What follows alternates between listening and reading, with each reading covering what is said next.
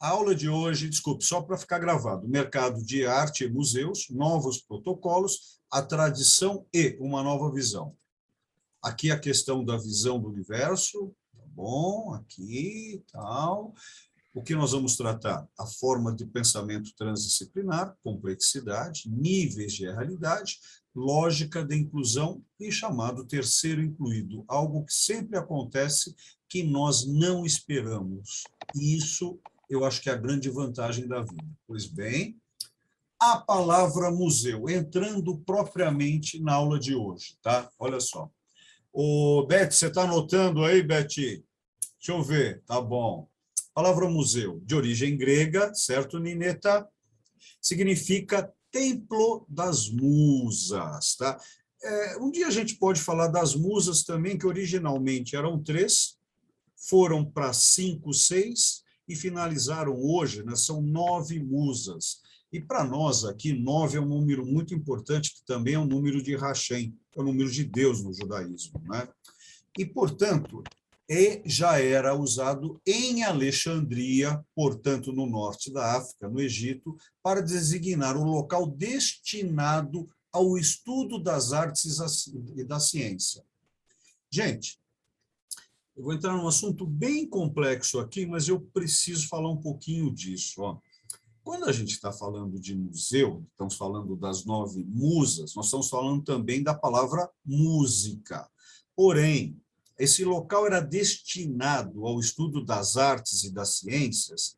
No grego, a palavra arte não existe. Né? No grego, a palavra ciência não existe. Lembram que Olívio tem problema com sinônimo ou sinônimos. A palavra arte é uma palavra latina, a palavra ciência também. Como se falava supostamente artes e ciências em grego? Techniké. Que para nós hoje, techniké não é arte. Techniké é tecnologia, é fazer. Lembrando que a palavra arte ela surge no período das universitas, certo, Sandra? Portanto, ali vamos embasar, vai. Primeira universidade, a Universidade de Bolonha, né, século XII, Itália, que ainda não era Itália, mas na cidade de Bolonha, né, surge o trivium e o quadrivium. Só que nenhum desses triviums e quadrivium, portanto, esses 7 ensinos, se estudava arte, porque a arte não existia há 900 anos atrás. A arte queria dizer o quê nessa época? Claro que eu discuto isso com vários colegas, né? Tanto que o quadrívio e o trívio eram chamados de, em português, artes liberais. Certo? Se eram artes liberais, era o fazer da liberdade em latim. Artes liberais. Portanto, todas as 7 disciplinas, nenhuma delas tinha de pintura, desenho, não existia isso.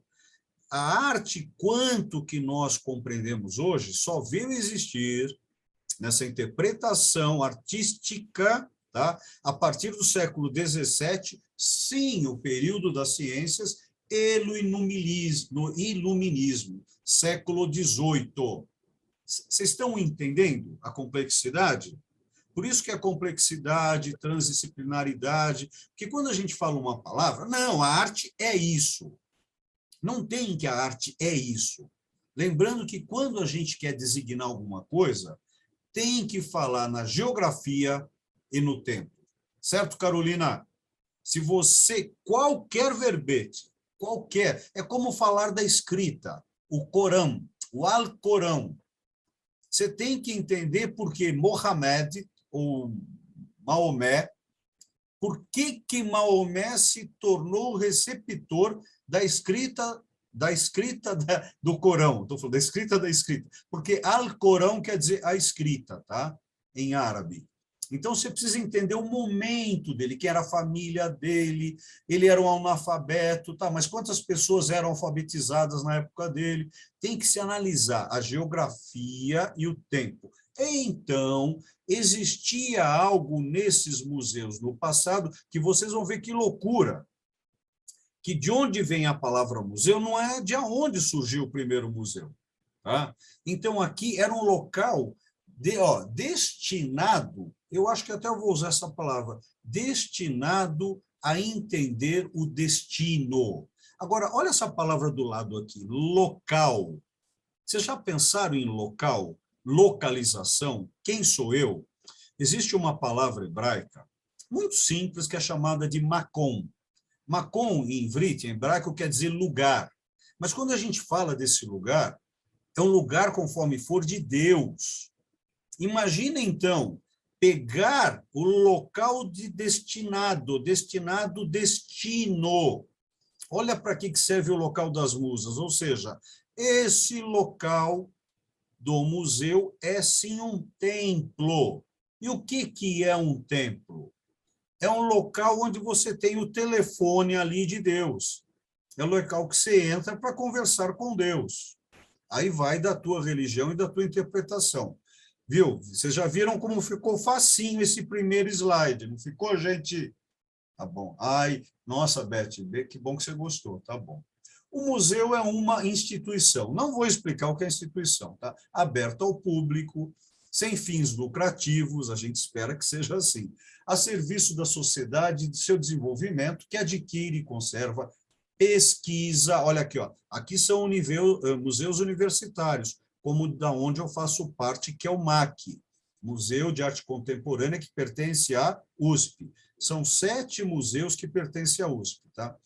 Pesquisa, expõe e divulga as evidências materiais e os bens representativos do homem e da natureza, com a finalidade de promover o conhecimento, a educação e o lazer. Onde nós temos aqui no Brasil, IBRAM, Instituto Brasileiro de Museus, tá? No Brasil existem instituições museológicas que apresentam uma grande diversidade. São museus de caráter nacional, regional, comunitário, públicos e particulares. Portanto, históricos, artísticos, antropológicos, etnográficos, científicos, tecnológicos e, com museus, o Museu de Tudo e de Todos. Tá? Pois bem, aqui é o The American Association of Museums, tá? Que existe já desde 1905, ele foi fundado, tá vendo? Onde ele representa os interesses dos museus como comunidade dos Estados Unidos, tá? O seu quartel, o seu ponto central fica em Washington, D.C., não lá em cima, perto do Alasca. Vamos lá. Aqui nós temos o ICOM, The International Council of Museums, baseado aonde? Na cidade que a gente gosta também, perto do Belenzinho, Tatuapé, Moca, Paris, tá bom? É ali, ó. Você passou ali, ó, a Moca, Belenzinho, Paris, aonde mora o Val, lá em Paris, ó, Val, tá? Esse aqui é o ICON, ou ICON, aí depende, tá? Agora, vamos ferrar o nosso encontro. O que é arte? Vocês já entenderam hoje de onde veio essa palavra arte? Agora, essa questão que eu falei a vocês de arte é a minha visão do que é. Debato com vários amigos acadêmicos, porque, para mim, a palavra arte, como hoje, ela é hoje tida como nossa... Tá, o que é arte hoje? Ah, é pintar, é escrever, é dançar, tá? Mas arte, para mim, é fazer. Né? E aí, o que é arte? Capacidade e aptidão do ser humano de aplicar conhecimentos e habilidades na execução de uma ideia, de um pensamento, essa explicação e essa execução. Claro que isso aqui é um dicionário, né? Pois bem, atividade criadora do espírito humano. Opa! Sem objetivo prático. Opa! Na busca que busca representar as experiências coletivas ou individuais através de uma expressão estética, sensorial, emocional, como tal aprendida por seu apreciador. Gente, eu sei que é uma frase feita, né, Arthur? Mas eu realmente poderia ficar aqui sobre esse slide, ficar falando 2 a 4 horas, gente. Só nessa questão do espírito humano, ó, sem objetivo prático. Primeiro, o que é hoje vocês vão entender o que é objetivo, o que é objeto, o que é res, o que é coisa, tá? Agora, lembrando, para falar aqui da palavra estética, que surge como disciplina em 1747 com Baumgartner na Alemanha. Tá? Não vou entrar na origem dessa palavra grega, tá? senão vocês me matam hoje, né? Portanto, nós vamos pegar aqui a res, né, do latim, que vem para o português de Portugal e para o brasileiro como coisa. O que é coisa, gente? Coisa. Coisa é a Sônia me dando bronca para começar a aula. Isso é uma coisa, tá, gente? Eu odeio ela. Aí, opa, nós estamos aqui olha, estamos aqui fazendo um mergulho. Vocês estão gostando aqui desse fundinho aqui amarelinho, ó? Vocês adoram isso aqui, ó. O que é isso aqui? Aqui é uma caverna, um espelho d'água e isto aqui é o ouro. Olha que legal, né? Não é bacana? É ouro, ó. Veja que eu saí da coisa. Eu peguei um ligote, aqui nós temos uma Pepita, não é aquela cantora Pepita Rodrigues, alguém lembra dela aí, a Pepita Rodrigues? Tá bom, vamos lá. Tá. Sônia, para, finge que não lembra, hein? Finge que não lembra. Olha a cara do Val. Val, você ficou vermelho, hein? Você não devia saber disso. Aqui a Pepita, o ouro, lembrando que ouro dá origem à palavra aura, aura que tem os santos, mas vamos em frente. E aqui o tio Gustavo, aqui ó, com uma pepita, tá vendo? Olha, a unha típica dele. Ele faz a unha aqui do lado de casa, tá bom? E a pepita dele. E essa coisa, né, tem a ver com o mar, a orla marítima, o mouse do Olívio? Não, o sol. Por que o ouro tem a ver com o sol? É a cor do ouro. E acontece a mesma coisa com a lua e a prata. A gente já falou bastante disso. E aí nós vamos agora para o objeto, essa palavra latina, objectare, né? Fazer antes, ou fazer, objectare, objeto, e aí nós vamos ter os objetos. Esse aqui, ó, Val, olha aí, Val, meu primeiro carro. Ó, meu pé é verdade, ó, um Fusca mexido, eu corria na Marginal com ele. Olha o tamanho da maçaneta dele, olha a fusquinha rebaixada. É. Meu primeiro carro, gente. O que o primeiro carro do idiota do Olívio tem a ver com a suástica e com um besouro?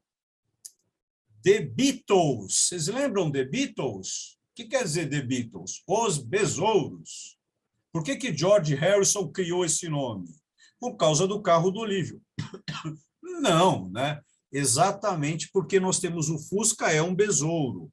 E o que é o besouro no Antigo Egito? Não vou falar. Mas o que tem a ver com a suástica? Quem criou o Fusca foi um nazista. Tá? Ele que criou a Porsche. É o mesmo cara. Ó, olha como as coisas vão se ligando, né? Ferdinand Porsche. Tá? E aí, olha o que vocês estão vendo aqui. Uma joia magnífica, feita pela minha mãe Nelly. Mentira, adoraria que ela tivesse feito isso. Nós temos aqui o escaravelho, que é o símbolo no Antigo Egito do iniciado. Vocês estão vendo o escaravelho com asas e na sua frente um sol. Por que ele é o signo, o símbolo do iniciado? Olha aqui, ó. Olha o corpo num trono. Olha, a cruz anca, a cruz da alma. Aqui ele está segurando, ó, vejam essa lanta, esse cetro poderoso, e aqui está escrito, o Olívio é um cara egoísta. Mentira, tá bom? Não tá, poderia tá, vai. Mas aqui, olha a importância do escaravelho no Antigo Egito. Olha por quê. Ficou legal esse 3D aqui? O que o escaravelho faz? Ele vira de costa, pega o esterco e empurra até virar uma bola. Estão entendendo a bola do esterco? O que o esterco faz com a vida? Ele dá vida. O que é o esterco?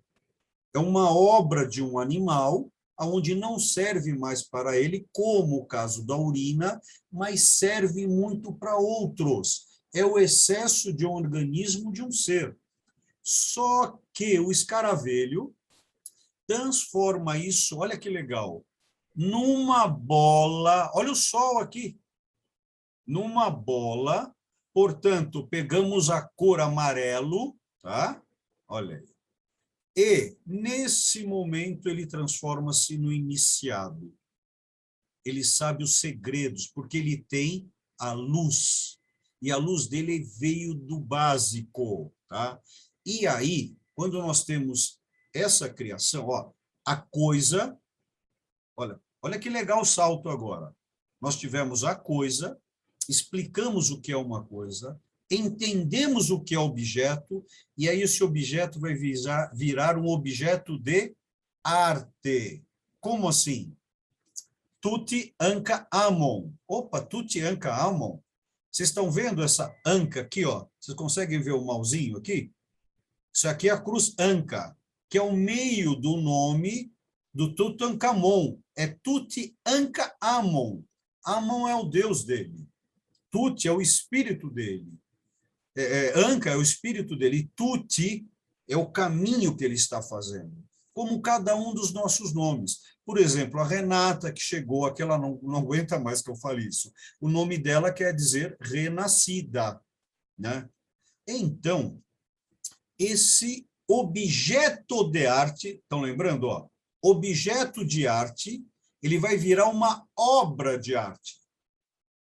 Coisa, objeto, né? Objeto de arte, obra de arte, porque ele está, olha aí, ó, dentro de um museu. Então, essa é a origem do museu. O museu ele vai assinar embaixo que aquilo não é uma coisa. Ele vai assinar embaixo que aquilo não é um objeto. Ele vai assinar embaixo que é um objeto de arte, porque está numa colocação de um objeto de arte.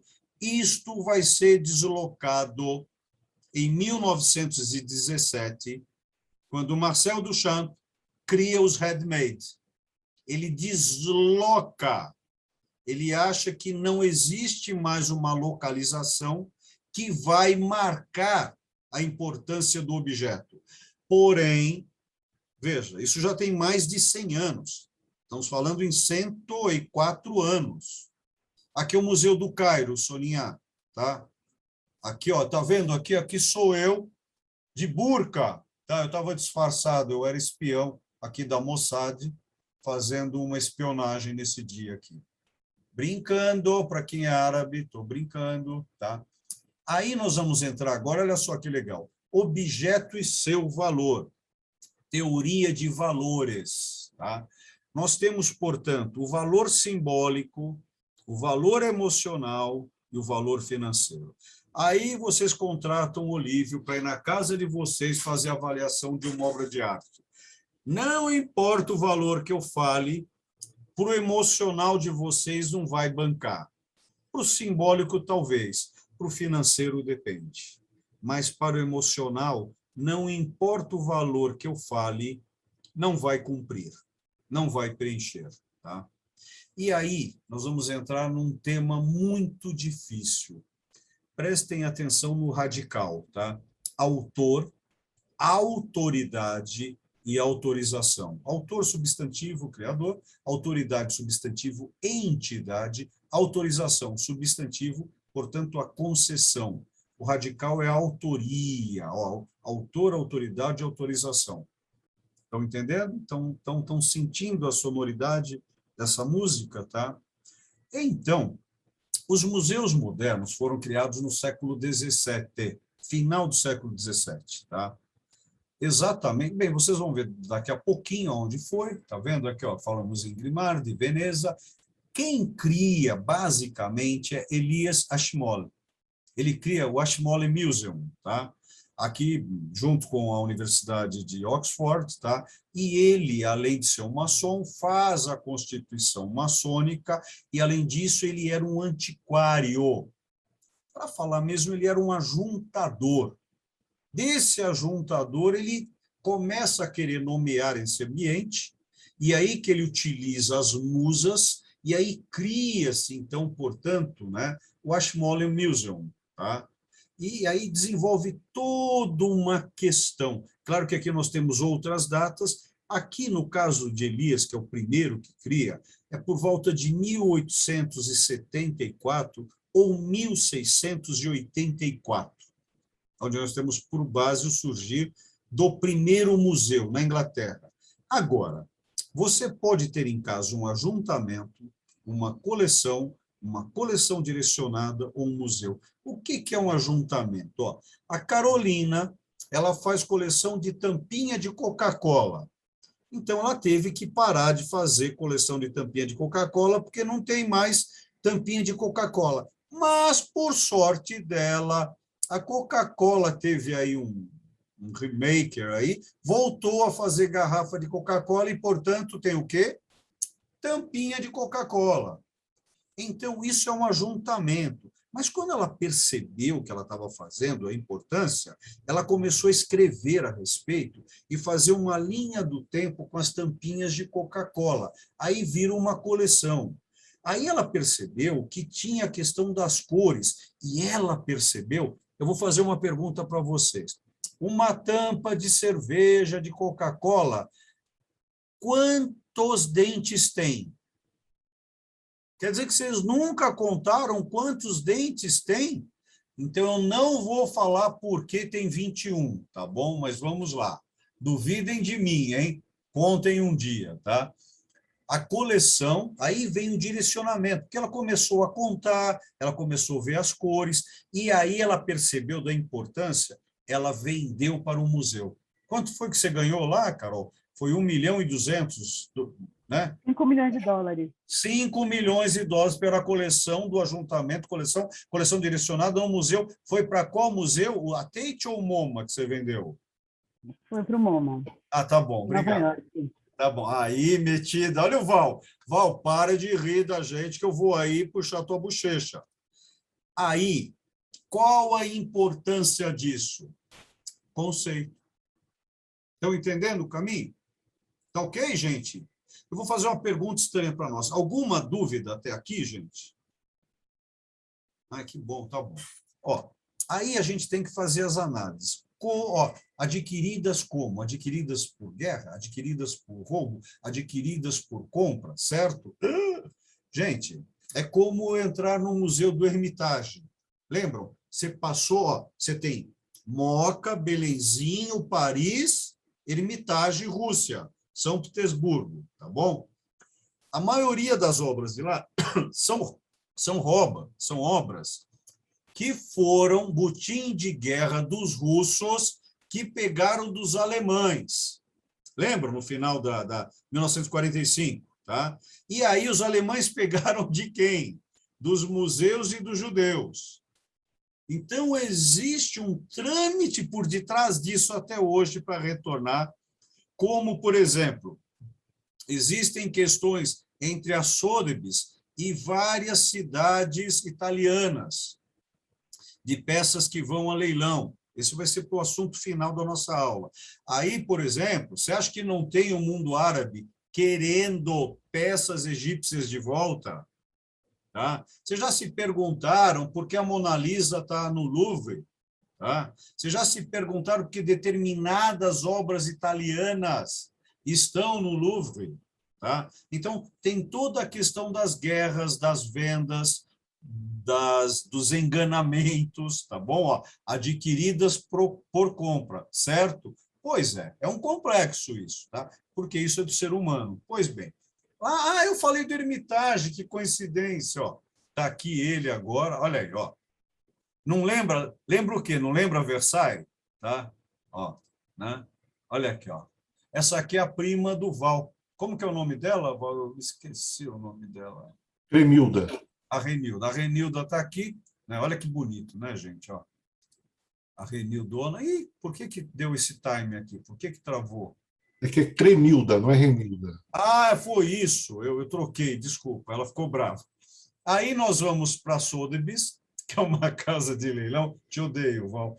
Uma casa de leilão desde 11/3. Não vou falar porque é 11/3, mas desde 1744. Olha aqui, ó, tá bem em Londres, bem legal, tá? E aqui tem a questão que eu estava falando a vocês, a questão da repatriação. Existem brigas em homenagem a Homero, homéricas até hoje, tá, gente? Bem legal. O primeiro museu público só foi criado na França. O governo, portanto, revolucionário, em 1793. Vocês sabem o que aconteceu em 1792? Jacobinos e gerondinos, que surge direita e esquerda. Aqui vem a história da direita e da esquerda. Girondinos da direita e jacobinos da esquerda. Um queria o bem do povo, né? E outro queria o rei, queria o reinado real, né? Daí vem a direita e a esquerda. O Museu do Louvre, em 1793, com coleções acessíveis a todos com finalidade recreativa e cultural. Bem legal, né? Durou pouco tempo esse começo, mas depois pegou firme, né? No século XIX, surgem muitos dos mais importantes museus em todo o mundo, a partir de coleções particulares que se tornam públicas. Exemplo, o Museu do Prado, lembram? Moca, Belenzinho, Paris, São Petersburgo, Madrid, Prado. Tá? Olha aí, ó. Temos aula de geografia. E claro que não podia faltar, né? O museu aqui, vou falar da Leila. Leila, olha, hoje, por exemplo, você vai vir de... Hoje você está aqui na moradia do Cildo, hein? Em Recife, no Pernambuco. Olha lá. No Brasil, o primeiro museu data de 1862, Museu do Instituto Arqueológico, Histórico e Geográfico, em Pernambuco. Nem sei se a Leila é... Se a Leila é de Pernambuco, Leila? É não, né? Tá bom. Aí, ó. Aqui temos o museu. Olha lá, o primeiro museu. Tá bom, gente? Agora, pasmem, primeiro local de exposição foi realizada pelo faraó Akenaton. Lembram do Akenaton? Aquele que cria o monoteísmo na 18ª dinastia egípcia. Certo, Val? Ele cria uma cidade chamada de Akhetaten. Lembram o que quer dizer? Ó, Akenaton. Lembram que o filho dele é Tutankhamon? Ele não era Amon, ele era Aton. Ele gostava do disco solar com um ponto interno. Amon é só o disco solar. Então, ele cria a sua cidade El Amarna, ou Akhetaten. Olha como está bonito hoje lá. Ó, tá? Aqui que inicia-se o primeiro local da exposição. Aqui é o primeiro local que se expõe, conhecida pelos estudos hoje. Tá? E aqui nós temos aí uma estátua, né, de Akenaton. Um dia a gente pode falar mais dessa 18ª dinastia, que lembra o número Rai para nós, né? Que é vida. E aqui a esposa dele, a Bela que caminha. Olha o signo do Sol aqui, Akenaton e Nefertiti. Olha que interessante o corpo dele, gente. Não é um corpo feminino? Tem várias histórias sobre isso também, né? E aí, né, o termo museu foi usado na Biblioteca de Alexandria, fundada por Ptolomeu I no terceiro século antes de Cristo. Ptolomeu aqui no caso, né? Lembram da Cleópatra? Vocês lembram do filme Cleópatra? Tá? Essa do filme Cleópatra é a 7ª, hein? Teve 6 antes dela, tá? E ela é ptolomaica e ela era micênia, né? Ela aprendeu a falar Micênia, eu falei errado, não é Micênia, ela é de linhagem de Alexandre o Grande, ela se tornou, por causa de desenvolvimentos de guerra, aí que ela assume como Cleópatra, né? Aprendeu a falar o idioma e se tornou nos termos de hoje, essa rainha. Tá? E aqui nós temos, né, toda uma localização desses locais centrais. Ó, pirâmide da cidade sagrada de Caral, aqui do lado. Vocês conhecem? Fica no Peru. Tive o prazer de conhecer. A cidade mais antiga de todo o continente americano, fica a 200 quilômetros a norte de Lima, no Peru, foi habitada de 5 a 1800 a.C. São esses locais sagrados. Por que eu estou falando dessa cidade, que é a mais antiga aqui nas Américas, né? Por causa de locais como esse.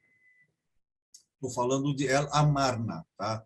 Então, esses locais, esses templos, que são as bases para, aqui nós estamos falando, aqui nós estamos em Alexandria, na biblioteca contemporânea, né, de Alexandria, tá? Ó que beleza, não? Ó, na Grécia, no século V a.C., criou-se o termo pinacoteque, que nós temos hoje aqui a nossa pinacoteca na Acrópole, em Atenas, no alto do prédio Partenon, para o público. Aquela entrada do Partenon, que era um templo, onde estava lá no fundo Atena, tá? E aí, na antessala, era chamada pinacoteca, porque tinha desenhos. Daí que vem, ó, o Partenon, tá vendo? Essa aqui é a casa, quem aluga essa casa, ela pertence à Nineta e ela aluga para o governo. Né, Nineta? Certo? Tá? Os romanos colocavam suas obras em praças públicas. Está faltando acento no pública, gente, ali ou não, hein? Tá bom. É o que, ó, quem já não teve aqui, bonitinho, estão vendo? Ó, eu já estou agora entrando, caminhar desses espaços. O cristianismo apresentava suas obras nas assembleias. Como se fala assembleia hoje? Igrejas. Século VII, ó, Anno Domini, ano do Senhor.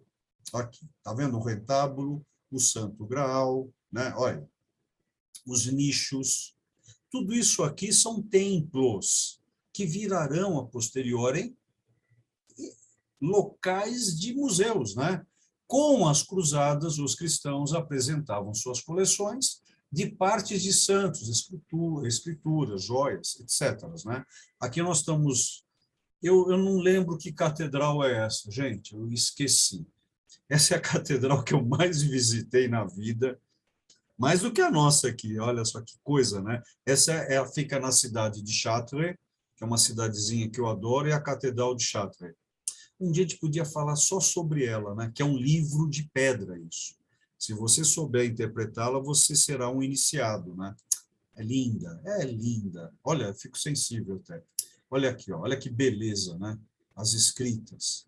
Olha esse labirinto, né? Essas cadeiras só estão aqui há 200 anos. Ela é do século XII, tá? Aqui, olha a nave central. Por que se chama nave, né? Porque você muda o seu nível de consciência ao entrar nela, por causa das cores, né? Desses vitrôs, né? E da musicalidade do canto-chão. É a maior cripta da França, e tem debaixo dela a cripta uma Virgem Negra, por causa dos templários. E aqui o Santo Sudário, onde você tem a guarda em templos, que virarão, olha que interessante aqui, né? Essa é a nossa catedral, que é bonita, né? Ela é bem interessante. Né? Agora, vejam, em Nara, né, no Japão, Todaiji, templo, apresentam 100 trabalhos de artes religiosas do século VIII ano Domini, considerado o mais antigo museu do mundo enquanto museu. Só que, vejam, esse é o ponto, né? Templo, museu, museu, templo, ó, em Nara, lindo, né, gente? Então, esses templos são museus e museus são templos. Há 1000 anos na China eram expostos objetos em templos. Olha, estão vendo? É criada na Renascença italiana uma nova classe de mercador. Viva! O marchand, tá? Surge o comércio de obra de arte e antiguidades, né? Começam as coleções na Europa. Olha aí, ó. Aqui tem tudo isso. Eu fui 12 anos antiquário, né, gente? Cada um aqui tem uma história. Aqui, ó, crise elefantina. Por que isso, o nome disso aqui é crise elefantina, né? É criado com ivory, né? Com ivory, me ajudem, marfim. Marfim. Obrigado, marfim e bronze, estão vendo? Aqui é do Demétrio Chiparros, tá? E aqui são mobiliários, eles eram chamados de ebanistas, porque trabalhavam com ébano, né? Então, tem todos os carrilhões, é lindo, são histórias e histórias.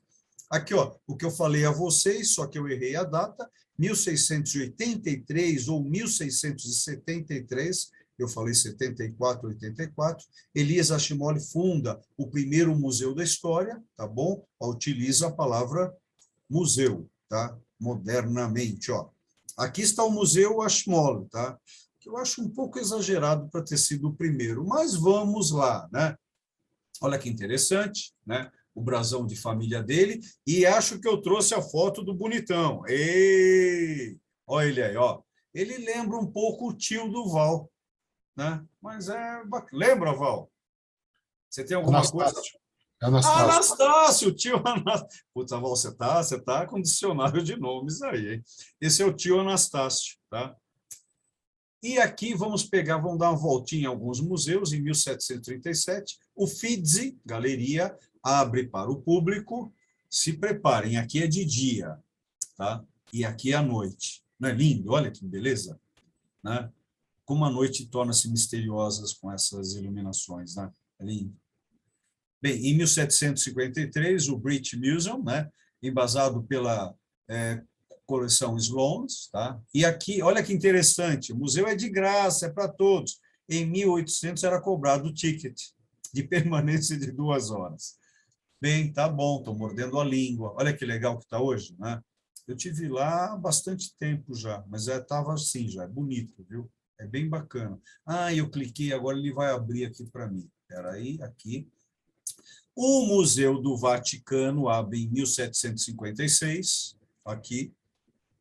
Lembrando que aqui é totalmente cristão, é o Museu do Vaticano, por causa do primeiro Papa, que era judeu, o nome dele era Simão, por ter sido o primeiro Papa, o nome Simão se transformou em pedra fundamental, como pedra fundamental, o nome dele virou Pedro, então, portanto, aqui é uma zona totalmente cristã, se chama Vaticano, porque aqui era uma colina do vaticínio, da adivinhação.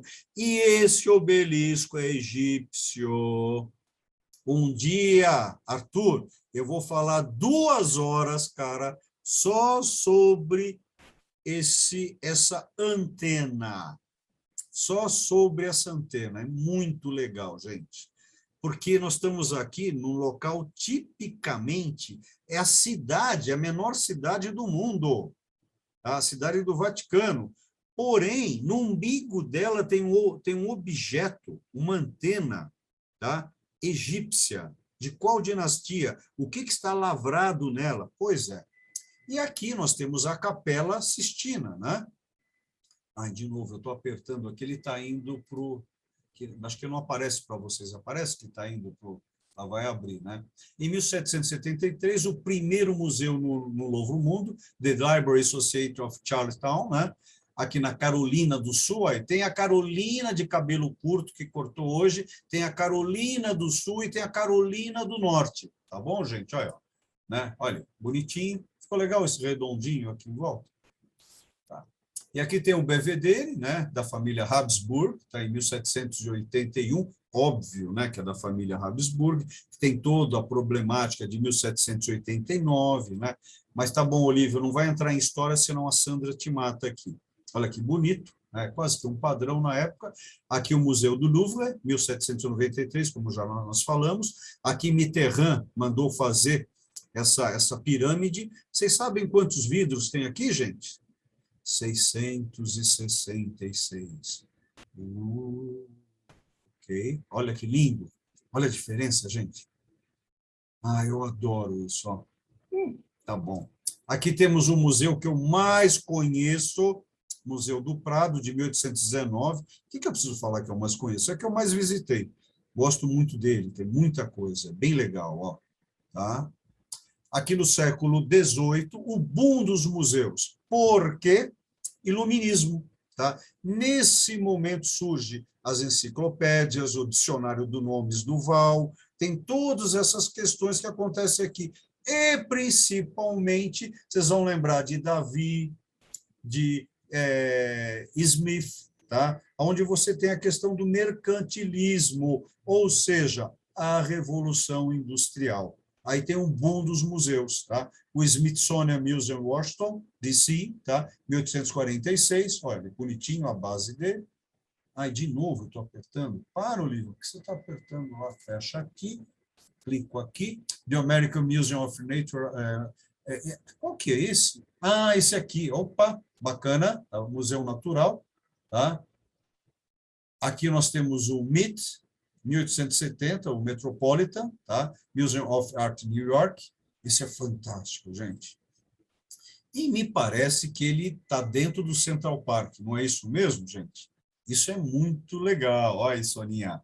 Vocês já Esse pensaram é nisso? pago, Azê. O que, querida?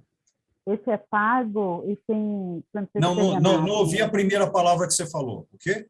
ele é pago, Ele é o pago. Não, Metropolitan. não é que ele é pago.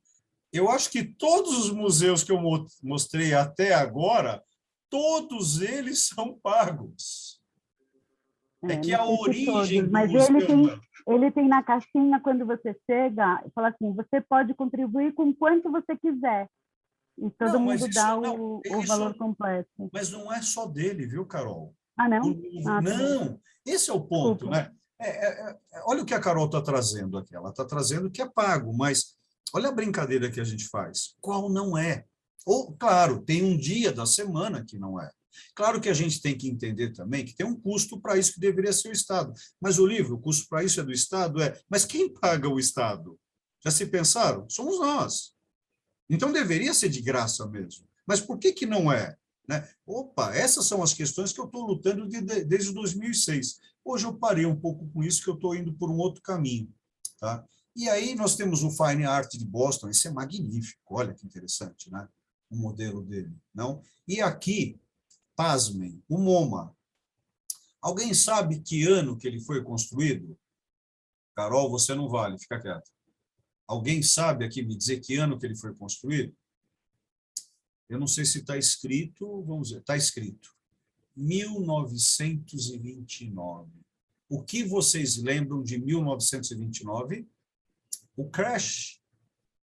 Como que esse museu, em outubro de 1929, aconteceu? Isso é o mercado de arte, gente. Independente de um crash na bolsa ou em Nova York ou nos Estados Unidos, e quem sabe no mundo, quantas pessoas se suicidaram por causa desse crash, não só nos Estados Unidos, na Europa também. E esse museu aconteceu em 1929. Esses são os estudos, Sandra, que é legal da gente buscar enquanto historiador. Olha a pergunta que vem agora. Quem banca? É o que nós já estávamos discutindo, né? Museu físico, ok. Museu virtual hoje, ok. Olha o que acontece hoje. Tudo isso não deixa de ser museu. Meet, National Prado, Facebook, Messenger, tá? YouTube, né? Aqui, ó, Art History, WikiArt, não? WhatsApp, né? Google Art, Louvre, Twitter, não? E aí? Agora, no museu qual eu trabalhei e qual eu fui conselheiro, a minha preocupação fundamental sempre foi, que eu acho que a preocupação fundamental de qualquer museu, é expor os objetos, porém, dar educação a respeito. O museu é um local de educar, de conduzir, de apresentar, principalmente de instrução. Por isso que é uma instituição de ensino. Então, é importante o staff do museu. Quem lá se encontra? Esses jovens preparados. Vocês lembram quando se chamava, né, monitores? Né, a pessoa que te apresentava, que hoje vai ser meio difícil um monitor falar com você, a não ser que tenha uma inteligência artificial, né? Hoje em dia é chamado de mediador. Quando você entra no museu, você tem o médio, o mediador, aquele que comunica, você te instrui o que você está observando, né? Olha que lindo isso. São os museus, olha, isso eu tive o prazer de inaugurar com 2 colegas curadores, né? Museu Oscar Niemeyer, em Curitiba, né? Aqui nós estamos no Canadá, né? Royal Ontario Museum, tá? Aqui nós temos um disco que vai voar, né? Aonde meu pai conheceu minha mãe. Ah, que legal. Tá bom, por isso que eu estou aqui hoje. Você está com sono, Sônia? Para, eu estou chato, né? Que coisa. Aqui, ó, que bacana. Esse aqui eu não lembro que museu é esse. Eu nunca lembro que museu é esse. Aqui nós temos esse museu flutuante, tá? Bem bacana, né? Lina Bobardi. E aqui nós temos o Museu Paulista, ou chamado Museu do Bairro do Santana, né? Não, Museu do Bairro do Ipiranga, né, gente? Museu Paulista, olha, bem bonito.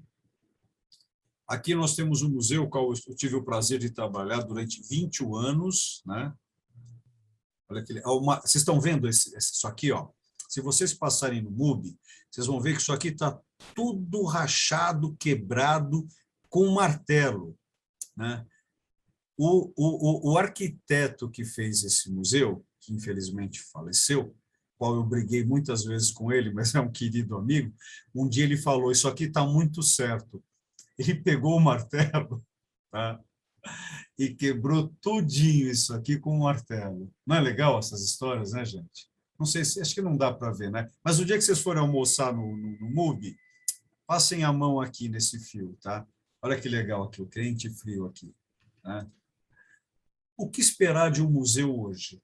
Pois bem, né? E aí, né? Esse é o ponto, né? O que esperar de um museu hoje? 2020, pandemia. Tá? Folha de São Paulo, Papal, busca global definições do museu, pode renunciar à intriga no setor, entenda a disputa entre pesquisadores que querem utilizar o significado oficial. Isso, gente, o ano passado. Tá? Eu estou lutando isso desde 2006. E aí a negada toda lá, olha, todo mundo lá, né? Toda a turma, né? Aqui, sem distinção, não se usa mais essa palavra, mas sem distinção de raça, sem distinção de cor, né? Sem distinção de gênero, todo mundo aqui buscando conhecimento, tá? Tentando entender o que é o museu e para que serve o museu. Novos museus e fontes de conteúdo, 2020, agora. Fiquem impressionados. Aqui nós estamos falando, que eu já falei hoje para vocês, da Sotheby's. A Sotheby's tem muito o quê? Muito conteúdo, muita narrativa e muito o quê? Dinheiro, l'argent, tá? Aqui eu vou passar rápido, que essa vai ser a aula da semana que vem, tá? A partir daqui, nós vamos ter, portanto, as novas localizações dos museus. Vocês lembram do Hermitage? Aqui é Sotheby's, ok? Aqui as casas de leilões. Eu só vou encantar vocês. Vocês estão vendo que bonito isso aqui? Olha que linda essa galeria. Olha que linda essa galeria. Não é uma galeria. É a casa de leilões Phillips. Olha isso. E aqui eu vou encerrar. Oi, Nelly, o que está acontecendo hoje com os museus? Essa mudança.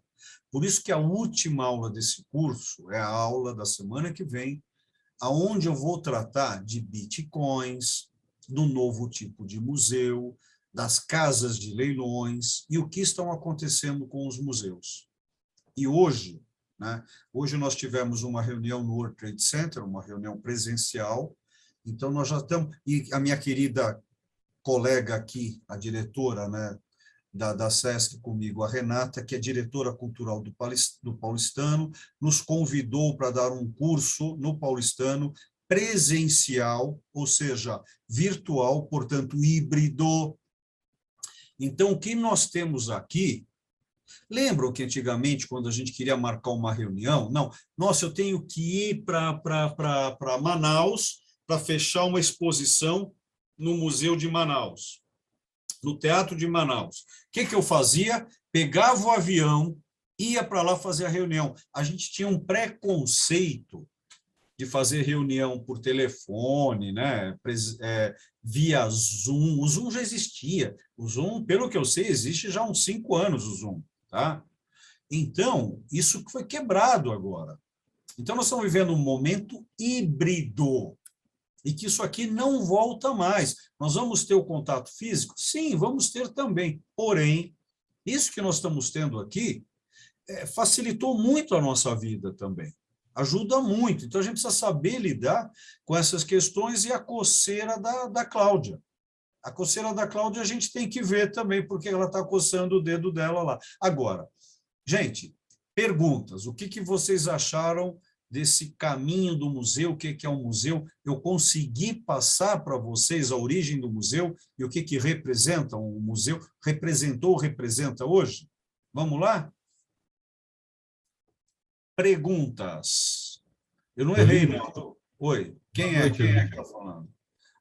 Ah, você está aí, querido. Fala, Mordecai, querido. Fala, bonitão. Você não quer aparecer aqui? Você fez a barba? Não, não, deixa aqui, eu estou com um problema. Tá Deixa eu ver bom. se eu fico aí, apareci, né? Aí, bonitão.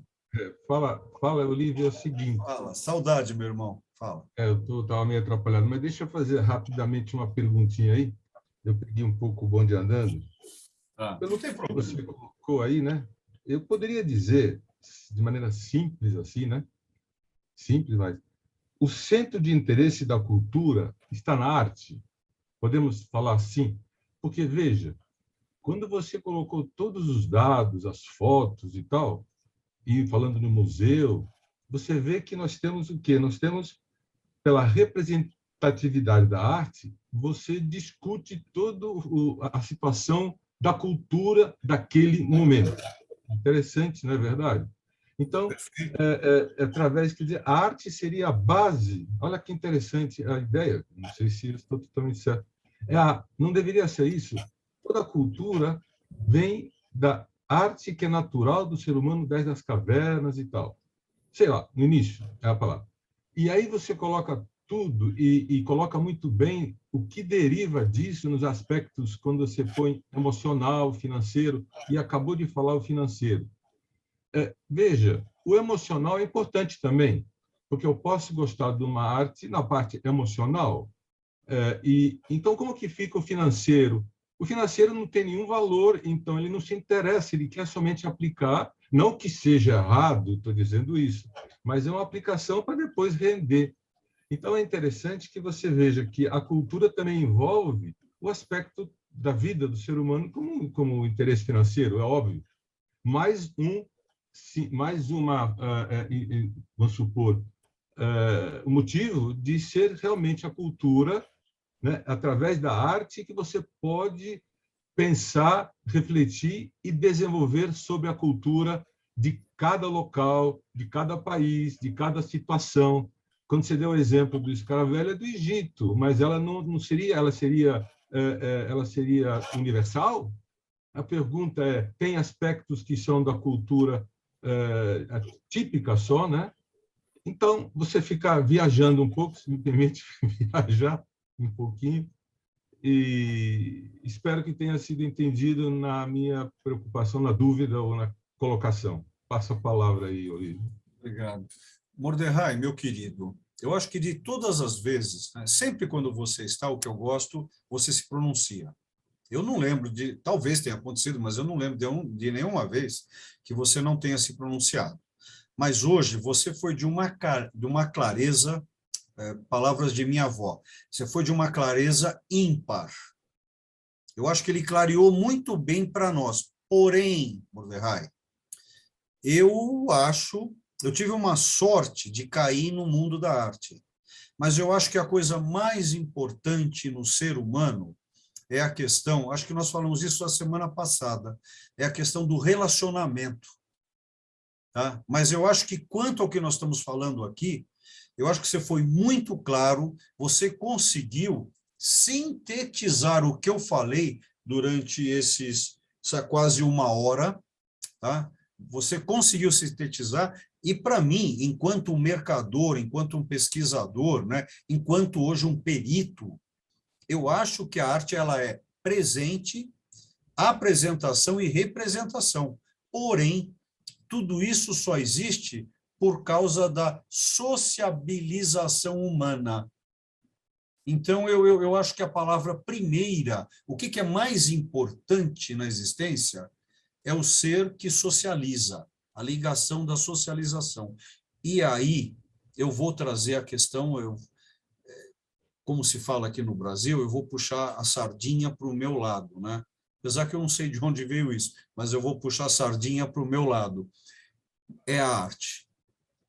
A arte, olha que coisa, a semana que vem vocês vão ver que não existe no mundo nada mais caro em termos de lajan, cash, shekel, dinari. Não tem nada mais caro no mundo do que um objeto de arte. Não existe. Vamos pegar o quê? O objeto mais caro do mundo é um avião que joga bombas atômicas. Ele custa 1,2 bilhão de dólares. É um dos objetos mais caros do mundo. 1,2, tá? bilhão de dólares. 1 bilhão. Tá? Porém, se você entrar na proporcionalidade de uma obra de arte, que custa $500 milhão, uma tela, sabe? $500 milhão, para ser preciso, 448 milhões de dólares, uma tela. Não existe nada no mundo. As 5 ilhas mais caras do mundo, nenhuma ultrapassa 75 milhões de dólares. O triplex mais caro do mundo, 104 milhões de dólares. É o preço de um cartão do Grito. Um triplex mais caro do mundo, Central Park, Manhattan. Tá?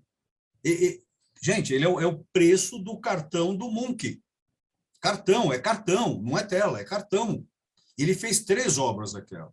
Então, não existe. E por que a arte é tão importante? Olha o que o Mordecai trouxe aqui para nós. Porque é a representação humana. Nós estamos nos entendendo aqui dentro do que dá para entender por causa do português. E o quanto que nós nos entendemos mesmo falando todos português aqui? 30%, 20%. Quiçá, pessoas que eu sou mais íntimo, né, conheçam a mim 40%, 50%. Então, a arte, sim, meu querido irmão, amigo, a arte ela deve representar tudo isso para o ser humano. E se a gente tiver determinadas mudanças políticas, ela nos transformará mais ainda nos níveis de consciência, no terceiro incluído. Porque o terceiro incluído, o que é terceiro incluído? Né? Não sei se você pegou esse comecinho. Você pegou esse começo, Mordecai? O terceiro Não, mas não. eu vou fazer uma pergunta da inclusão, mas deixa você falar. O terceiro, a questão da inclusão. O que é inclusão? A inclusão sempre ocorre na vida de todos nós, a todos os momentos. Por quê? Porque a única coisa certa no universo é a incerteza. Se a única coisa certa no universo é a incerteza, tudo está se modificando o tempo todo. Se tudo está se modificando o tempo todo, é o terceiro incluído. Claro que aí a gente vai entrar na lógica. Lembra a lógica aristotélica, né? A lógica formal aristotélica, né? O terceiro incluído. O que é o. Aí, claro que a gente pode entrar também no terceiro excluído. Nós vamos entrar em uma teoria transdisciplinar. Estamos falando de matemática pura aqui, né? Que é lindo. Mas isso eu não vou entrar aqui. Nós dois vamos adorar isso, meu caro colega físico, né? Mas o resto aqui vão nos matar, né, meu querido? Lembra o cálculo diferencial integral? Lembra a equação de terceiro grau, cara? Quarto grau? Lembra isso? Né? Isso é lindo, né? O que é o cálculo diferencial integral criado por Sir Isaac Newton e Gottfried Leibniz? O cálculo integral é o estudo do círculo, né? E o que é o círculo? É Deus. Né? Então, quando você vai estudar derivativos do mercado financeiro, vem da matemática que deriva. Estão entendendo o pensamento transdisciplinar? E aí você tem um museu de matemática, que serve para isso. Aí você tem o museu da astronomia, o museu da física, o museu da biologia. Isso tudo é muito importante, o museu enquanto escola objetiva, de objeto. Nós temos aqui, fantástico, nosso, que agora voltou a funcionar, no Parque da Luz, que é o Museu da Língua Portuguesa, que é um museu quase que virtual, mas é fantástico, gente, é lindo. Agora, determinados outros locais, como um Museu da Língua Portuguesa, na minha opinião, não deveria ser chamado mais de museu. Aí eu vou citar Kant. Se é um novo modelo, Kant, você tem que ter um novo tipo de palavra. Tem que ter um neologismo. Eu não chamaria de Museu da Língua Portuguesa. Mas o livro, que nome você daria? Eu daria o nome de Bribravasa Bhakarata de Varadô. Porque o que quer dizer isso? Não sei. Então, isso seria mudança. Porque Kant ele falava, quando você tem uma nova ideia, você tem que forjar Gente, estou falando de Kant, eu estou falando da crítica da razão. Lembram os 3 principais livros dele? Né? Não sei qual de vocês leram Kant aí. Que é importante. Carol, para de comer aqui na frente, pô. Tá me dando fome aqui. Tem reunião Então, agora, eu preciso jantar. Eu preciso tá sair. bom, então janta, vai para janta aí. Então, Renata, desculpe, mas aqui pertence o Clube à Hebraica e todos nós somos íntimos, tá bom? Não demais, mas somos íntimos. Tem gente que vem aqui de pijama, tem gente que vem aqui que fica comendo, tem gente que fica dormindo, tá? Obrigado, Mordecai, obrigado. Foi muito bom a tua posição, meu querido. Como sempre. Como sempre. Oi, Que mais, gente? Fazer uma Eu pergunta, quero Rodrigo? Eu ia perguntar. Eu acho que a Marta estava entrando primeiro. Outro Beleza, aqui. não, tá certo. Depois dela, depois ela que der. Muito obrigada. Obrigado. Ladies, Muito depois. obrigada. É simples. Vendo dessa forma que você explicou, que o valor de uma obra de arte, que eu não tinha muito essa visão, né? Então, significa que a arte é um grande investimento. É o maior do mundo, Martinha. Eu estou aprendendo agora, estou deduzindo que isso é o melhor investimento que tem. Olha, a aula que vem, onde eu vou entrar exatamente nisso, não usem do Olívio, abusem do Olívio, que é o momento de você principalmente como artista também, é o momento de perguntar por que uma obra chega a determinado valor, que valorização é essa? E eu já brinquei várias vezes aqui com você, brincando sério, que todas as palavras ligadas à economia, administração, contabilidade, estão ligadas ao emocional. Lembram? Preço, apreço. Marta, você tem um carinho por mim ou não? Totalmente carinho. Totalmente. Então, a palavra carinho que eu também tenho por ela vem de caro. Carinho vem de caro. Preço vem de apreço, né? Economia, aicosnomia, caminho da casa, medida da casa. Então, a economia ela está muito ligada àquela trindade ali de questão emocional, física e, claro, né, do mercado. Vocês lembram de onde vem a palavra mercado? A palavra mercado vem do deus romano Mercúrio. Mercúrio, quem é ele? Lembram? As 2 serpentes? Mercúrio é aquele que tem asinhas no pé. Por isso que de Mercúrio vem o mercador, vem o mercado, vem Mercúrio. Né? Aí a Paty vai gostar por causa do planeta Mercúrio, da astrologia. Mas tem por que aquele líquido metálico se chama Mercúrio? Por que a alquimia utiliza-se o sal, enxofre e mercúrio? Desculpe, aí a minha mente ela vai viajando, né? A Nelly sabe essas loucuras que a gente tem, né, Nelly? A gente tem essas loucuras mesmo. E isso é Cabalá também, gente. Tudo isso se mistura, né? O que o Mordecai falou para nós, e acho que encantou a fala de Mordecai, não, a mim me encantou a fala dele, porque ele sacou ali o quanto a arte é realmente importante, não para a cultura, para a vida. A arte é importante porque a arte transforma o ser. A arte modifica níveis de consciência, que é o que nós queremos. Lembra quando vocês estão na solidão, no vazio, na tristeza? Como você muda isso? Mudando o estado de consciência. E como você muda o estado de consciência? Simbolicamente. Do símbolo, você sai do signo, você vai para o símbolo e é transformador. É essa a sacada. É para isso que serviu a arte. É isso, Marta, é isso. Podemos pegar o nosso perito ali para falar? Fala, peritão. Você vai embora? Não, pera, liga o som. Ela tem 8 filhos, gente, 8 filhos. 3. Adorei você ter vindo visitar a gente. Muito obrigada pela sua generosidade. Você é brilhante na forma de explicar, de trazer os significados todos. Ela mente bem, ela é minha amiga. Obrigada, Olívio. Beijo para todos. Boa noite. Até quinta, até quinta. Até. Deixa eu noite. perguntar. Pera, Sandrinha, agora é o Nilson. O cara é grande, se ele me cobra de porrada. Certo. Ele me Primeiros cobra de... cavalheiros. Obrigado. Essa eu nunca tinha ouvido. Essa eu nunca tinha ouvido. Não, eu vou usar a preferência porque eu estou doente, então eu vou usar a preferência. Obrigado. Vai lá.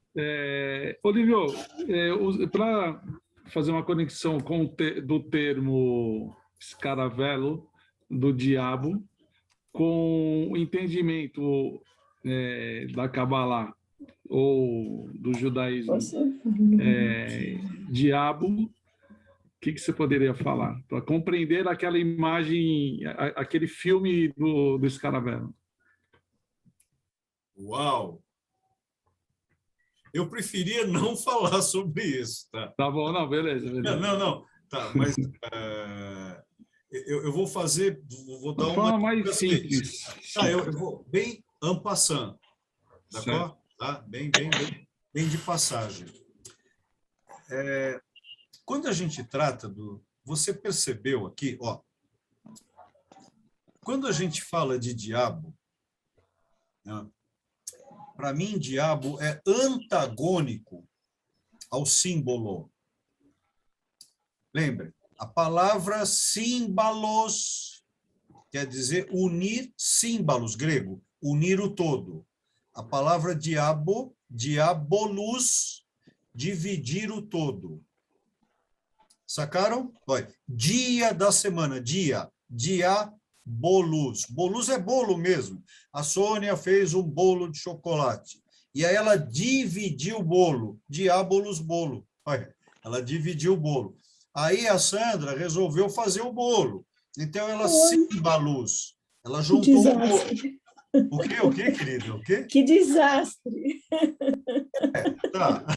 Aí, só que quando a gente associa a palavra diabo ao escaravelho, é a questão da iniciação. Acho que é isso que você está querendo entrar, né?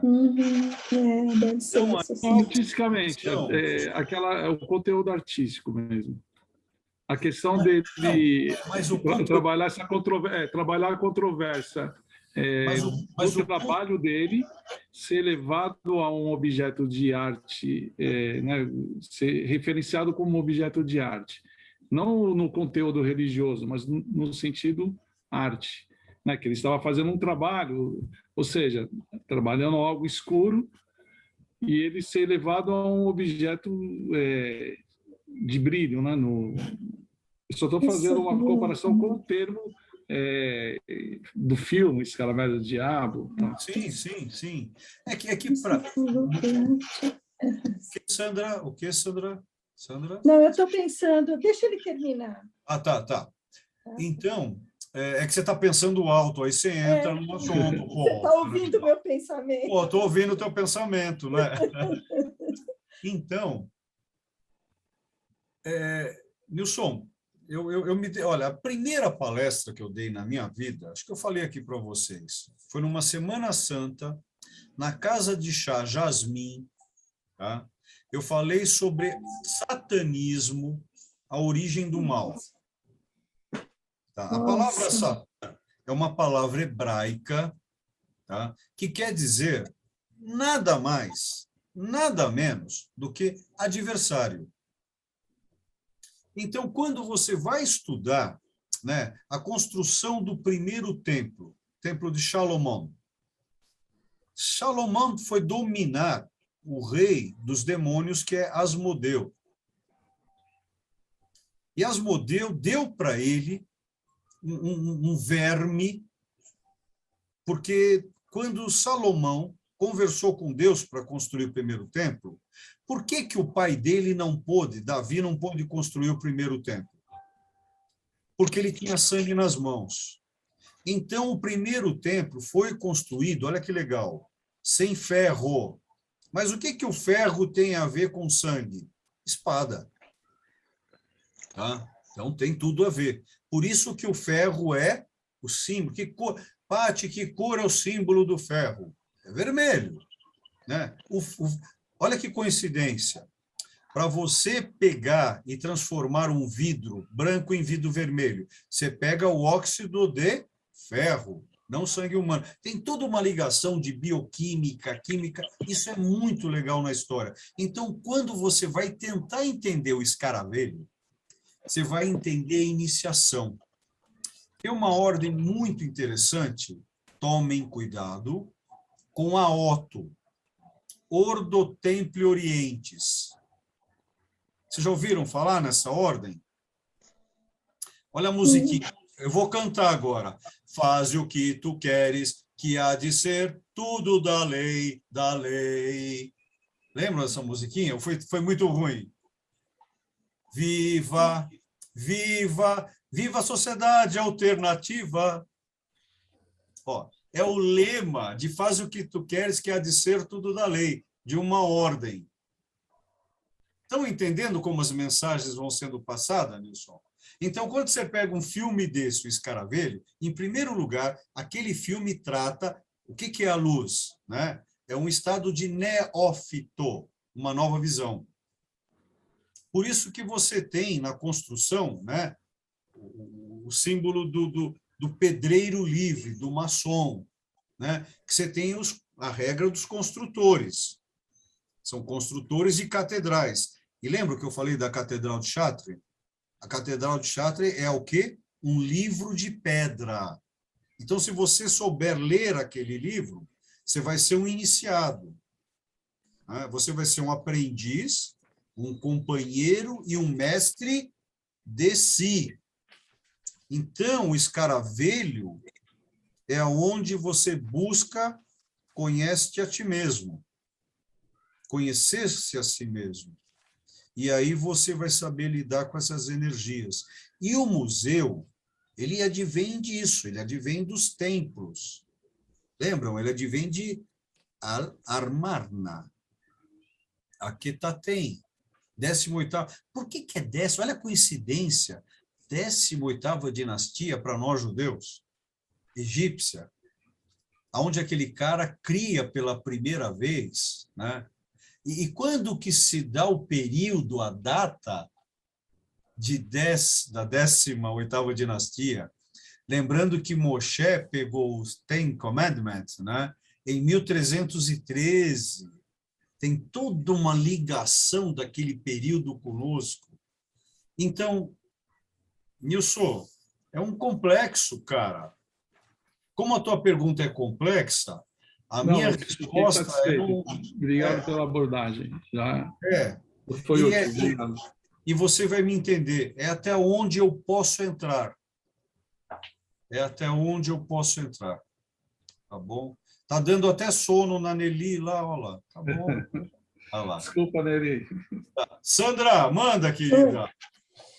Olha, você falou que o museu tem uma preocupação muito grande com a instrução. Não. Ele deveria ter.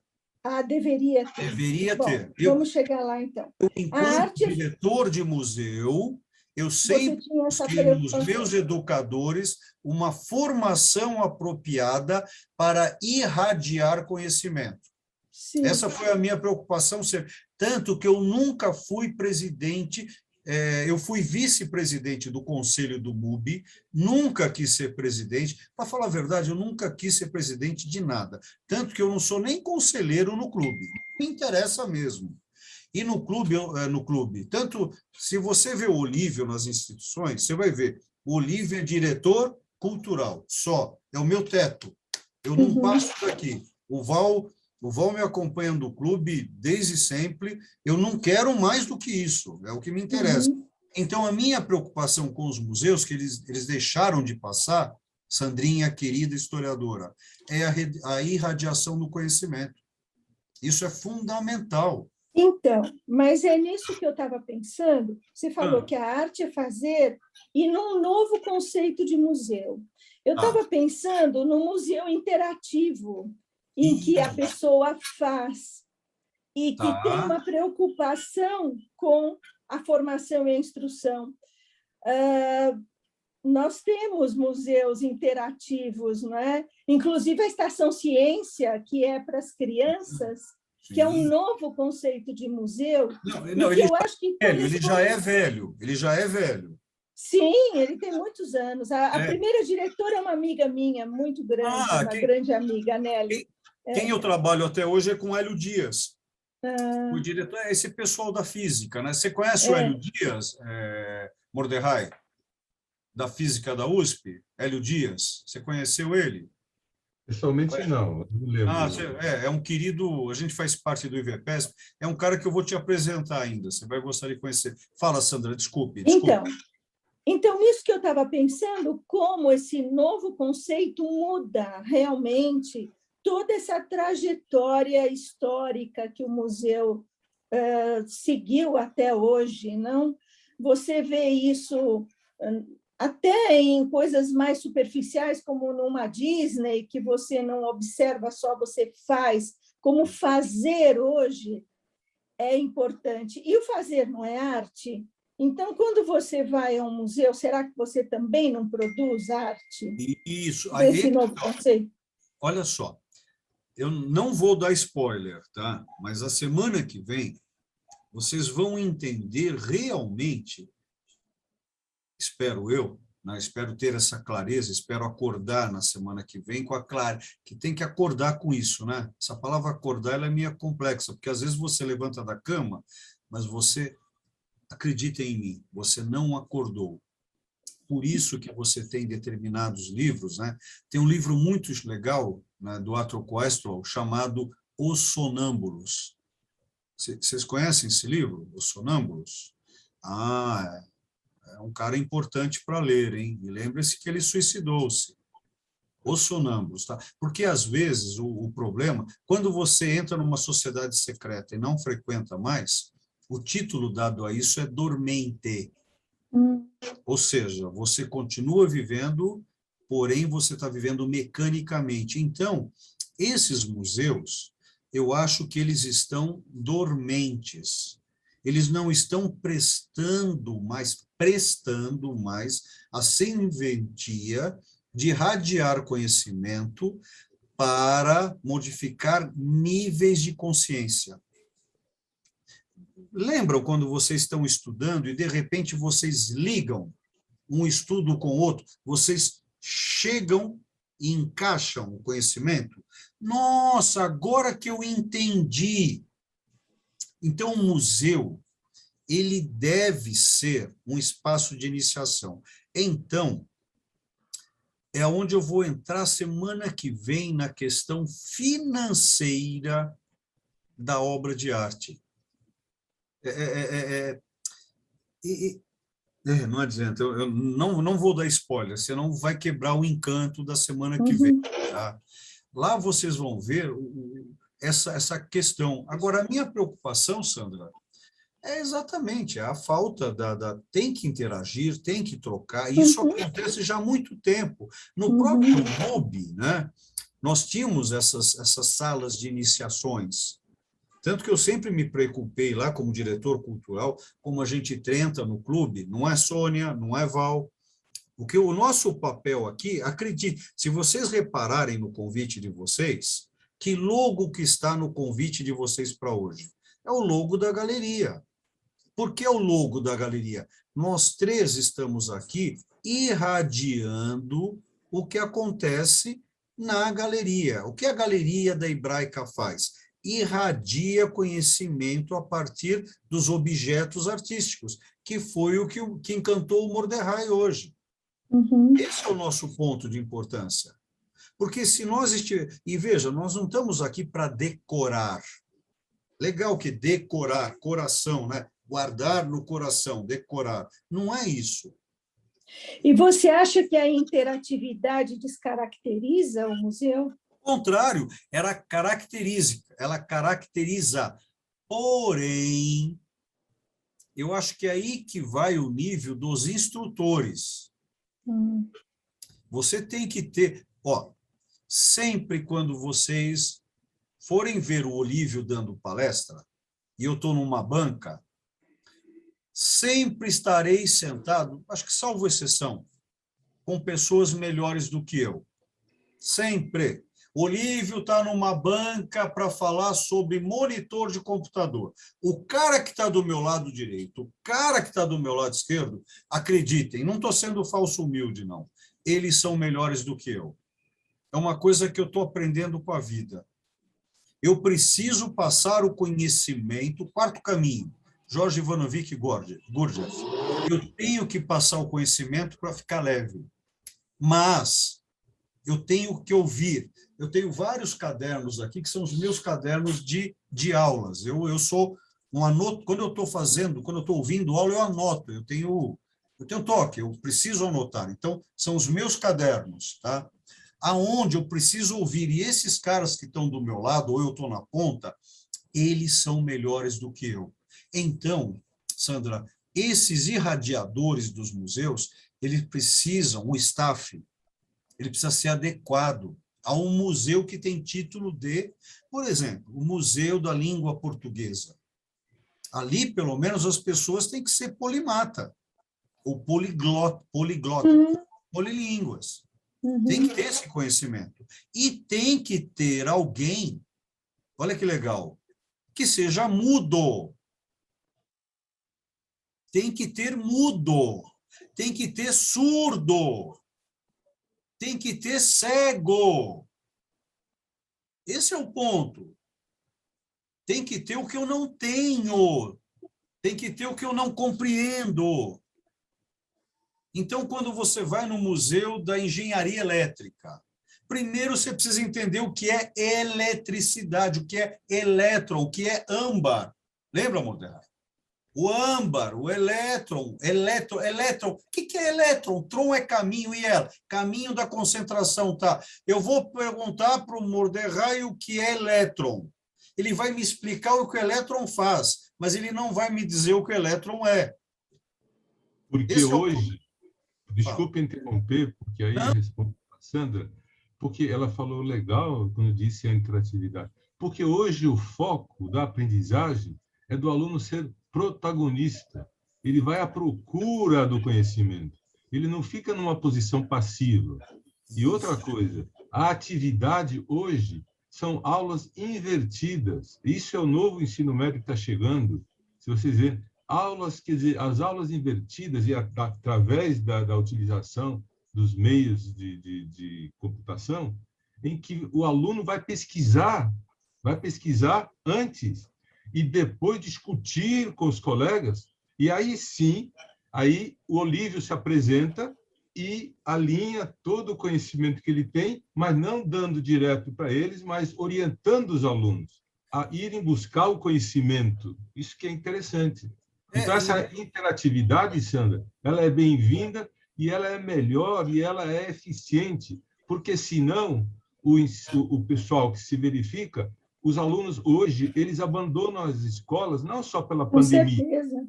porque acabou essa atividade de você dar a aula com lousa, giz, você explica na lousa e faz o melhor resumo. Você pega para o melhor aluno.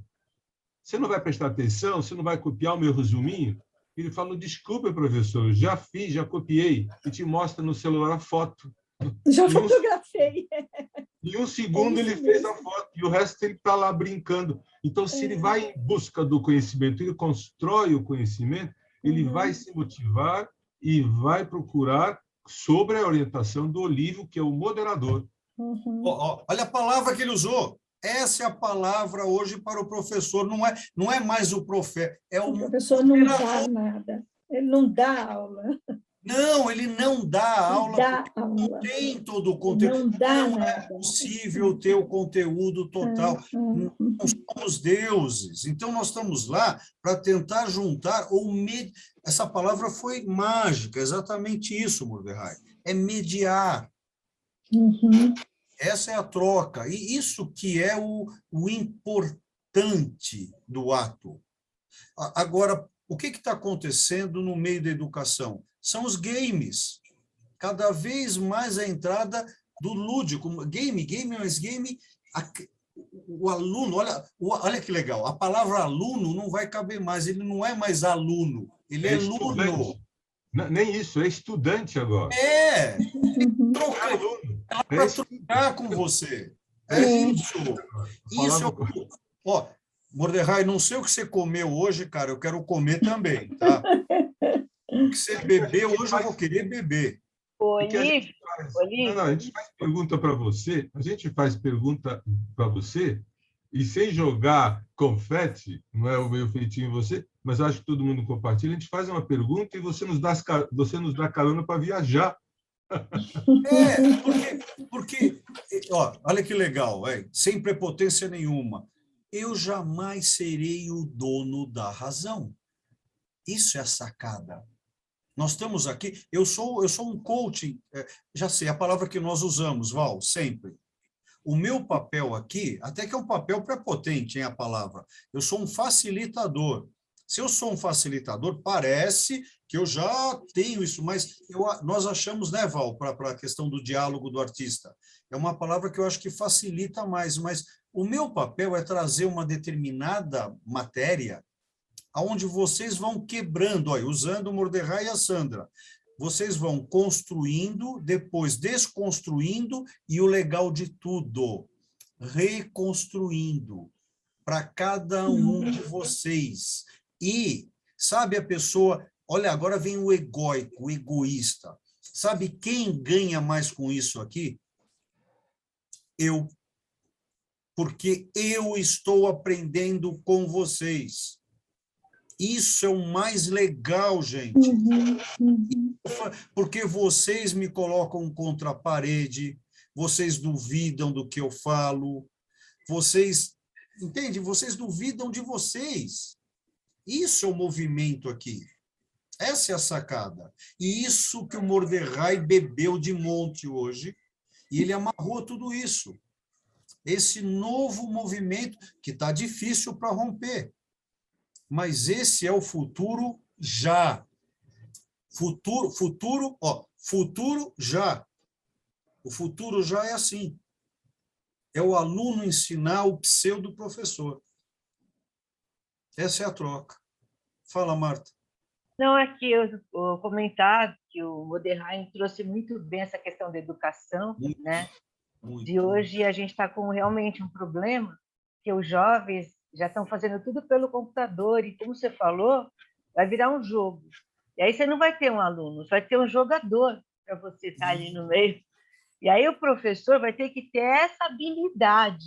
Então, isso vai crescer muito a capacidade dos mestres que vão ter que estudar para também ter essas habilidades, né? Então, acho que assim é um progresso, vamos pagar um preço por isso, sim, mas logo estaremos com as recompensas, na minha opinião. Isso tem, como sempre, para falar a verdade, olha só, é o nosso contemporâneo, mas isso que nós estamos falando, a Sandra vai lembrar bem, os 3 períodos da escolástica.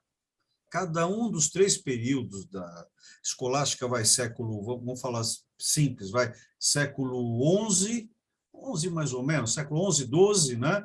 Aí da Renascença e do Barroco. Então, 1400, 1500, 1600 e 1700, a divisão dos períodos das escolas escolásticas, né? Então, você vai percebendo, e claro que isso, ó, só isso que eu estou falando já é linear, que não pode ser. O que nós estamos tentando... Vai existir, Marta, e você está adequada para isso? Estou falando de algoritmos agora. Vai existir... Porque o algoritmo... Se a gente para inteligência artificial, banana para inteligência artificial. Tchau, tchau. Um beijo, Betinha. Nós estamos falando aqui... O que é inteligência artificial? Não é inteligência artificial, é algoritmo. Algoritmo, gente, não é... Tá, vamos pedir para uma inteligência artificial servir um café, fazer a cama, jogar a bola comigo. Não consegue. Não consegue. Um dia a gente pode entrar até nesse assunto, Marta, que é muito legal, que eu adoro essa questão de tecnologia. Bem, aí a gente vai entrar... Não é tanto tecnologia, mas sim realmente a inteligência artificial. Isso é muito legal porque...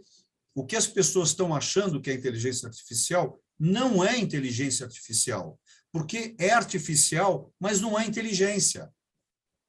Então, primeiro nós precisamos entender o que é inteligência. Inteligência somos nós. O que quer dizer uma pessoa inteligente? Pessoa inteligente é que sabe que não é inteligente. Essa é a maior inteligência de todas. Eu sei, não vou dizer que eu sei que nada sei, eu sei que pouco sei. Esse é o ponto.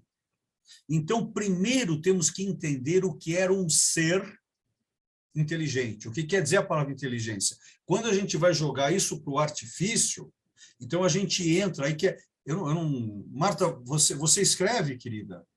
Você faz? Você escreve? Não, você desligou, não faz isso. Eu estava ligada, desculpa. Deixa eu ouvir, estava ligado, fala. Quer dizer, eu já escrevo umas poesias, na verdade.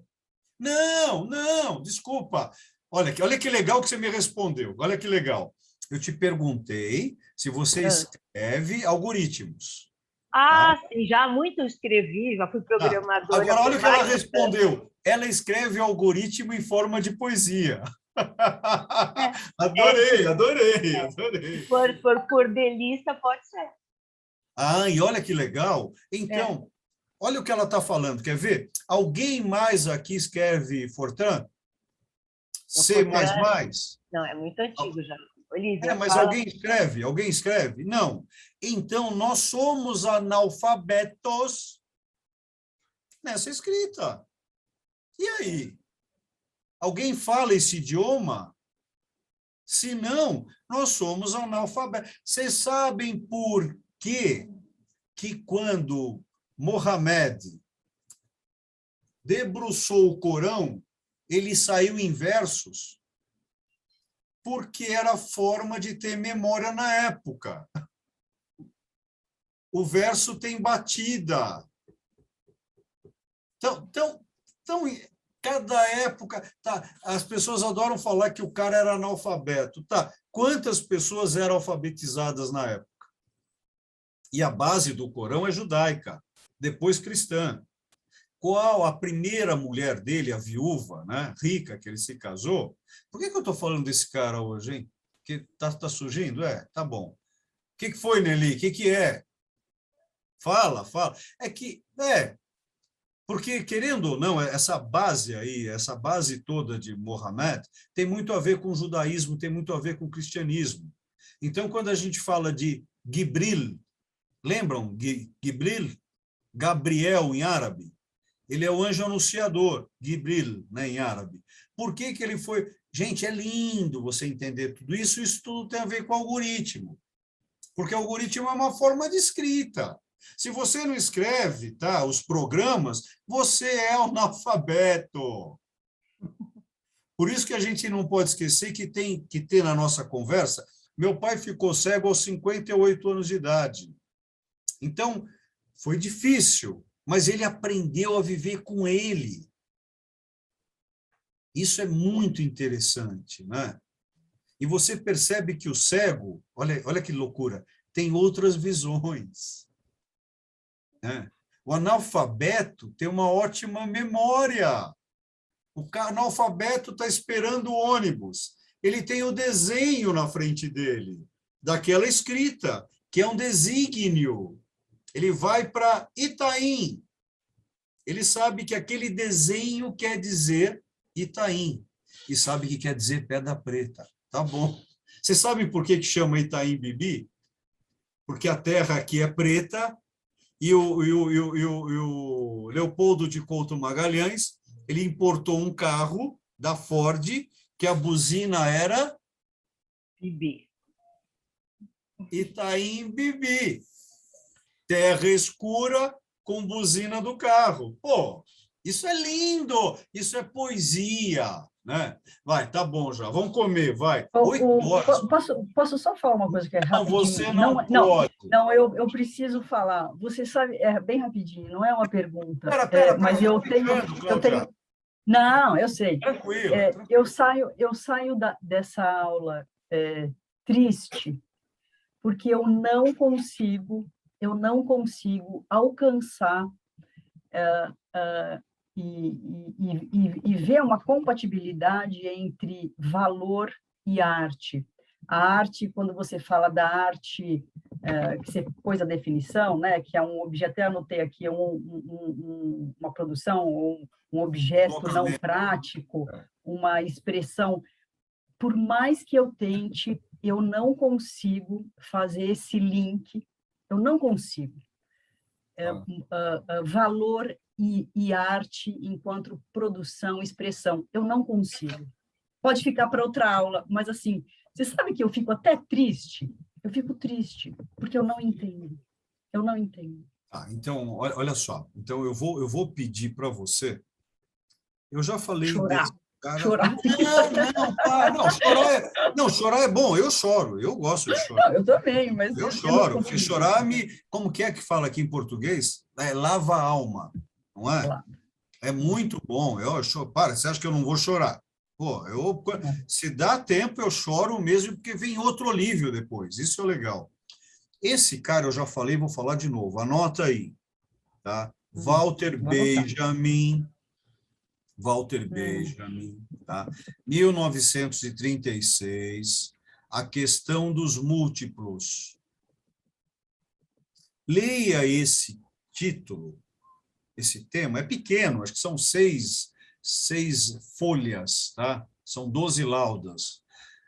Ele trata sobre a questão da aura no objeto de arte, e ali você vai ter que ler ali, que cacofônia, você vai ter que ler e sensibilizar como que se fosse, não, você vai ler como um texto religioso. Você vai ler um texto de judeu falando de Deus nos objetos.